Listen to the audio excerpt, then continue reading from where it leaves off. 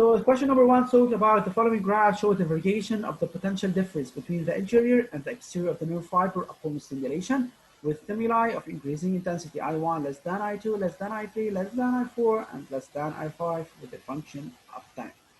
So they said identify. So every verb at the rhyme of a Y5, you have to know that we have to justify. So identify the ineffective stimulation intensities, the threshold of excitation, and the effective stimulation intensity. As you see in the graph, after applying I1 and I2, there is no action potential. Even though here I2 it gives a small artifact, but it doesn't reach the threshold of depolarization. So I1 and I2 didn't show an action potential. So they are classified as ineffective stimulation. Number I3, threshold of excitation. Keep it in your mind.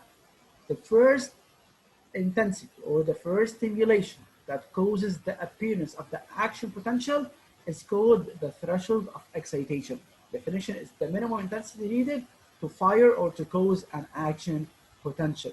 So here, the threshold of excitation is I3. Since after applying I3, the first action potential appears. I4 and I5, they are called effective stimulation. If you have a look here, both of them, or these three, they have the same amplitude. Okay? Interpret the obtained results. So obtained results. So after applying the intensity I1 and I2, there is no action potential. What does this indicate? This indicates that I1 and I2, they are called ineffective stimulation. After applying intensity of I3 and I3, the first action potential appears. So this indicates that I3 is called the threshold of excitation. While after applying I4 and I5, we have an action potential. So this is called the effective stimulation. What can you deduce on this graph? You can deduce either we have an action potential, I3, I4, and I5 intensities, or we don't, I1 and I2.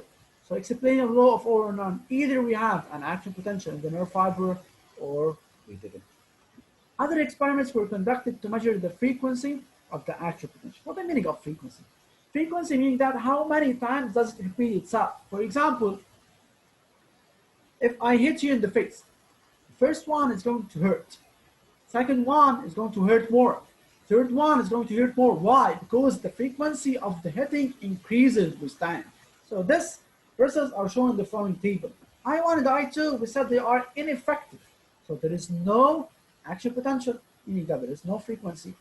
After applying I3, that we said is called the threshold of excitation, there is only one. The frequency is 1, so it repeats itself only once. I4, it's greater than I3, but it gave an actual potential of the same amplitude, but with different frequency. It repeats itself about 4 times, while I5, it repeats itself about 15 to 20 times, so it has a longer effect, meaning that the nervous message is coded by frequency and is not coded by the amplitude. So the frequency is the one that codes the message and not the amplitude, since the amplitude is almost the same. Let's move to the solution right now. Talking about the solution, here the solution of the worksheet. So to start first,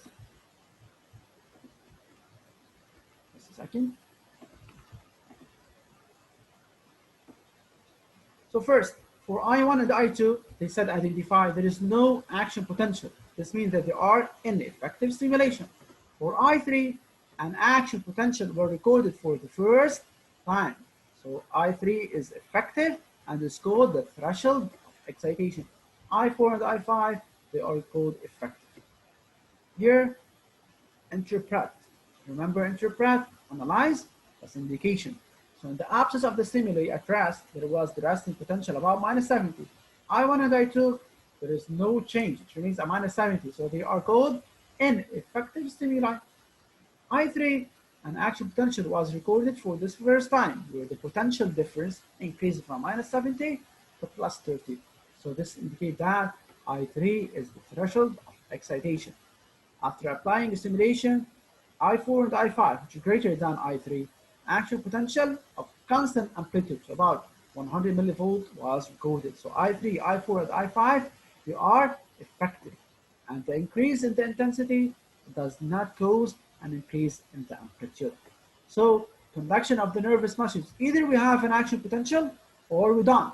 So we don't have a half action potential or a mini action potential. Either we have an action potential or we didn't. This is the law of all or none. So for stimulation less than the threshold, no action potential. Above the threshold, there will be an action potential with constant amplitude. Part 5, simulation I1 and 2, no action potential. They are called ineffective. So as we increase for I3, there was an action potential. I4 and I5 increases, but the amplitude remains constant at 100 millivolt. That action potential they were recorded in I4 and I5 4 times and 22 times respectively. This means that the intensity increases and the amplitude of the action potential remains the same, but the frequency increases. So therefore, this one you have to study it, this note. Therefore, you can deduce that the nervous message is coded by frequency. So the coding for the nervous message is coded by frequency and not by the amplitude. Since the amplitude, it remains the same. So you have to know that after applying I4 and I5, the frequency of the action potential increases to 4 and about 20 to 22. It don't matter about this. You don't have to count them.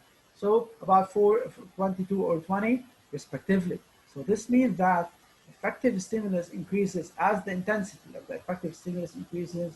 The amplitude remains the same at 100 millivolt. But what changes? The frequency. How many times does it repeat itself?